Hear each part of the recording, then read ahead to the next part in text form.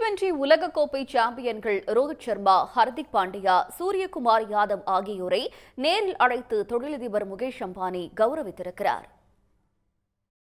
Reliance industries அதிபர் முகேஷ் அம்பானியின் மகன் ஆனந்த் அம்பானி ராதிகாவுக்கு வருகிற 12ஆம் தேதி திருமணம் நடைபெறுகிறது.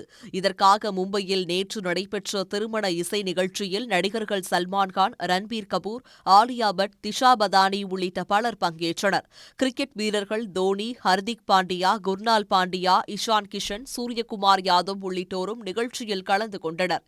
இதைத் தொடர்ந்து T20 உலகக்கோப்பை சாம்பியன்கள் ரோஹித் சர்மா, ஹர்திக் பாண்டியா, சூரியகுமார் யாதவ் ஆகியோரை நேரில் அழைத்து முகேஷ் அம்பானி கௌரவித்தார்.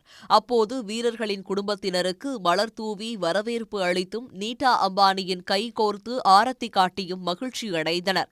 இதைத் தொடர்ந்து 3 வீரர்களையும் மேடைக்கு அழைத்த நீட்டா அம்பானி அவர்களுக்கு எழுந்து நின்று கைதட்டுமாறு அங்கிருந்த சிறப்பு விருந்தினர்களிடம் கேட்டுக் கொண்டார்.